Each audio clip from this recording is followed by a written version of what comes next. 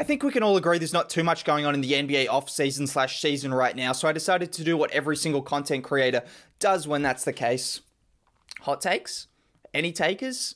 I guess there were some, so I appreciate you guys for commenting. Obviously, I can't get to every single one of them, but genuinely speaking, I do enjoy these kind of videos, even though I've only made one, but I do enjoy these style of videos because it's interactive. I can see what you guys are thinking and then give my opinions on that, so that's pretty cool. Before I go any further, if you could drop a like on the video, that would be much appreciated. Just helps out a ton. Subscribing to the channel as well. If you're new, or if you aren't new and you haven't subscribed, shame on you. Shame on you. Well, not really, but thank you for watching, but subscribe. It helps out a lot as well. And it would be cool. Notification bell, you can do that as well. All of those things would be nice. They're free. And that's all I need to say before I get into these hot takes. Let's start with my guy, Ari. Shout out to you, Ari. You've been watching for a minute, so I appreciate you. He says, I know he's young, but Evan Mobley didn't impress me much in preseason. Potential Marvin Bagley 2.0.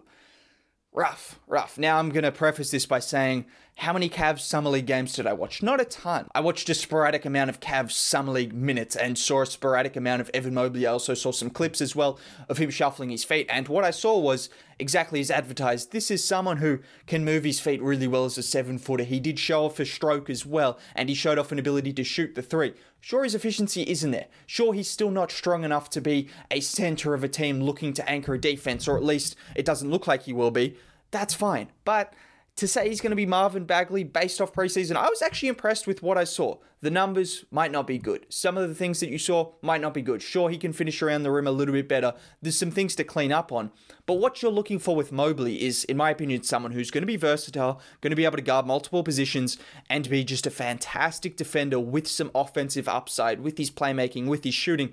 And from what I saw in Summer League, nothing to suggest otherwise. I believe Mobley, although the Cavs are building a lot of kind of big men there, but Evan Mobley is still the priority. He's their top pick. He's their top priority. I expect them to do everything around him possible, and I expect him to be good. And then getting on to my guy, Jack, he says the Hawks will disappoint in the regular season. Too much talent at top of the Eastern Conference if those teams stay healthy. Now, I've seen a few people suggesting the Hawks could drop off, and I understand it because they did kind of come out of nowhere to the unobserving eye, because they were flying under Nate McMillan. They were flying under Nate McMillan, and ever since Nate McMillan became the coach, they were a completely different team. Now, am I going to disagree with the fact that there are a lot of top teams in the East? Boston could bounce back. Toronto will be good again. They will have teams like Indiana, Washington, all of these teams. There's going to be a lot of teams in the mix. I'm not saying those teams will be better than Atlanta. I'm just throwing some names out of teams that finished below them last year that could also take games off them. That's what it's about. And then obviously you have the big guns,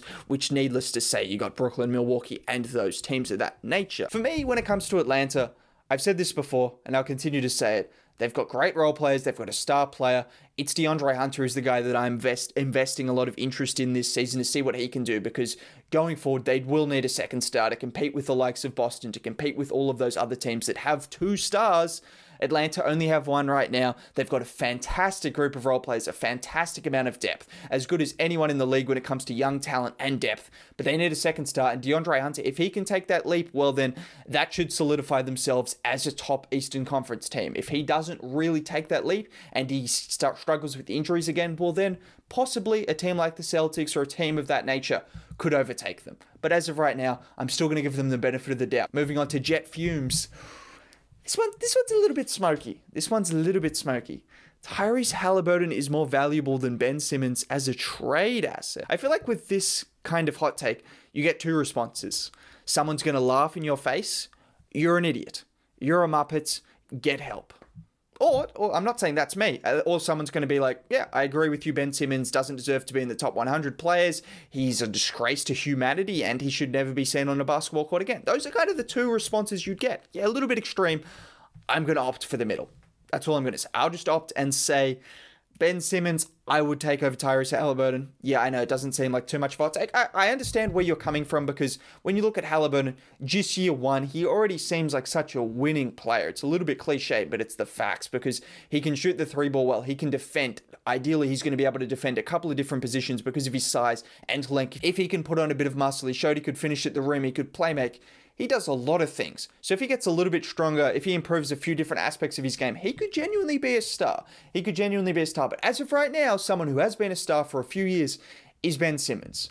What kind of star? Yeah, you can describe what kind of star he is. No one really knows what he is because he's a unique kind of star, but he has been an all-star nonetheless. I also look back to last season when Joel Embiid was injured and Ben Simmons was playing at his best. He had the open floor and he was able to just dominate, getting out in transition. If you get Simmons his own team, which I know it's tough to say, oh, Simmons should get his own team, seeing as what he's been able to do, being in a good situation in Philadelphia. If he were to get his own team, I just think the upside is just way more, plus he's proven more.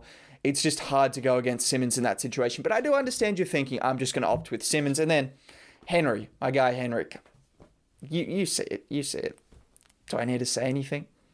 You know Henry. You know Henry. Come on now. We have Footy Time YT who says the Raps are going to be the 4th seed with Van Vliet an all-star and OG a most improved and Scotty in Rookie of the Year convo. So a few things to digest there. Straight off the bat.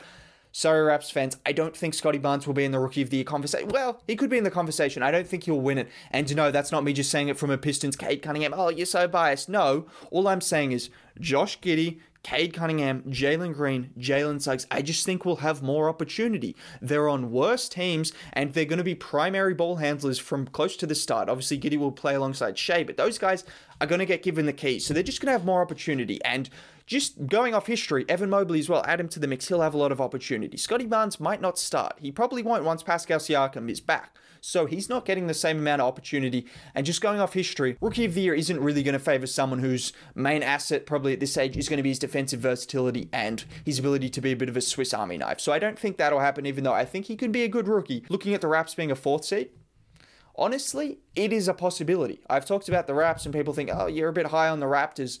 No, I genuinely believe this is a team that was the 2nd seed the year before. They had a horror year. They went to Tampa, Aaron Baines, all of these things. It was bad. Pascal Siakam is injured, which does hinder him a little bit. If he was healthy, then I'd probably think of them in a little bit of a different light, but he's going to be injured for the first couple of months, I believe, so that could be an issue. Can Fred take the All-Star spot with Kyle Lowry out? Possibly. The Eastern Conference guards. It's tough with Kyrie and Harden and Beal and all of these guys. It's strong. It's very strong. So maybe not an all-star for Van Vliet. OG, most improved. I could see that happening. I've talked about OG a lot, so I believe in him. I believe in the Raptors making the playoffs. 4th seed might be a reach just based off Siakam and a few different things. But I could see them making the playoffs, and I could see OG being the most improved player. We have one from Cito2922 who says the Cavs will finish above the Hornets and Pacers. I do like this one. I've now realized that, have I disagreed to a few of them? Yeah, I guess I kind of picked ones that I thought were more contentious, so that makes sense. But I do agree with this. Well, the Pacers, I'm not sure. I think the Pacers will be good. They've got borderline all-star level talent. Rick Carlisle is a proven coach, so probably not the Pacers. But the Hornets, I could actually see the Cavs finishing above the Hornets. In terms of the Hornets, I know people are high on them. They've got LaMelo, and they were good last year. Gordon Hayward, they're a rounded team, which is when I talk about these teams, they're good teams. Every team has their strengths, for sure. There's no terrible teams anymore. I don't need to keep reiterating it, but it's the facts. When it comes to the Hornets, they won a ton of close games last year. You even look at their net rating, which I don't go off religiously by any means, but it's just sometimes when you think you have something, which I knew they won a lot of close games, which is reflected in the clutch stats, then I look at their net rating and yes, they overachieved for what they were. I don't think they got way better now either. They made some nice draft picks for sure, the likes of Book Knight, Kai Jones, but are they really going to improve them right now? LiAngelo Ball, is he the hidden key?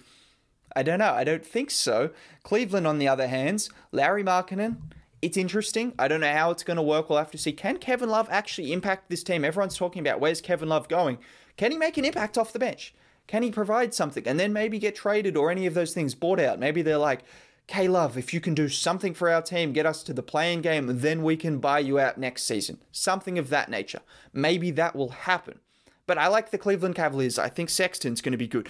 Darius Garland could take a jump. Jared Allen, Isaac Okoro, Evan Mobley, how good's he going to be? They've got some bench pieces. I could definitely see the Cavs finishing above the Hornets, in my opinion. I like how rounded their team is. I like the guys they have. Darius Garland, Isaac Okoro, potentially taking jumps. So yeah, I could see that. The Pacers, on the other hand, I'll still opt with the Pacers. Just tried and trusted. And they've got some genuinely really good players on that team. That's a sleeper team. Okay, so I don't want this video to drag on too long, but I had a couple more. We've got Charlie, shout out to you, Charlie, who says the Bulls are a top 5 team in the league. I like you, Charlie. I know I've seen your comments before. I like you, but I'm going to have to disagree with this. I'm just going to have to, I'm not even going to give too much explaining. Nets, Bucks, Lakers, Suns, 76ers, Heat. There's some other teams as well that I've obviously missed. That's off the top of my head that I'd imagine will pretty not comfortably, but they should finish above the Bulls. Top 5 team in the East. Maybe you've got something there. Top 5 team in the league? No, I'm going to have to disagree with you. Now, if you prove me wrong, that good for you. But yeah, no. And then my guy Kai Onzo, who says, Josh Giddey gets a lot of freedom and wins Rookie of the Year. In all honesty, just being serious for a second, because he is Australian and he brings something out of me. But you get the point. I could see something happening with Josh Giddey. He's played in a professional league before. His stats were really nice towards the end of the season in the NBL. He started to improve and started to take over games. The team was way better when he was on the floor. We didn't get enough of him in Summer League, which does hinder this a little bit. If we had seen something more in Summer League, that might have helped his case. But he plays along Shai Gilgeous-Alexander, who isn't going to be a star that'll just take the ball out of his hands at every single cost. Shai will welcome the opportunity to play off the ball. He's not one of those kind of guys. So I think he's in a great situation. He's going to get opportunity. He's going to be in the race for sure. I think he'll be in the race because he's already had professional experience. We saw it with LaMelo Ball. Sure, you can call them different players, but came from the same situation. We're putting up relatively similar numbers, come to the NBA with some freedom and a nice team around them. All of a sudden, I could see Josh Giddey in that conversation. And finishing off, one more. Raul says the Clippers are a top 4 team in the West, and PG, man, Reggie and Batum all have career seasons. I do like the Clippers. I do like the Clippers in terms of the underdog story now. Going from that team that everyone kind of hated, not me personally, but a lot of people like, oh, Lou Will, Patrick Beverley, Montrezl Harrell, Kawhi, Paul George, they're expected to win everything. They thought they were going to win everything. And now all of a sudden they're the underdogs. Can PG bounce back? Can he have his redemption arc story? All of these things. And then you have Reggie, Batum. These are all guys that really are on their road to redemption, have redeemed themselves. And then, man, the guy who's just building, there is some potential here for this team. Don't sleep on them because I do see a really nice fit. Ty Lue has proven that he can coach at a high level and get the best out of his team. You look at what they did in the playoffs. They beat the Jazz without Kawhi. They took the Suns to 6 games.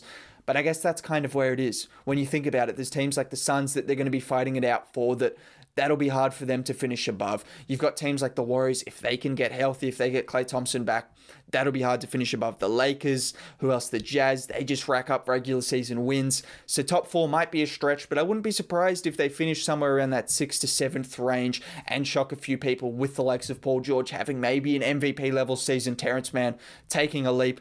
It's just the West is probably too strong. The West is probably too strong. In other years, yeah, this could happen, but right now, I don't think unless you have a second star, you can make that top 4 seed. I just don't think it can happen. Anyways, that's my thoughts. Let me know below. Drop some more hot takes in the comments. Get around it. Get around it. That would be cool. If you enjoyed this kind of video, like it, subscribe. Have a good day. Bye.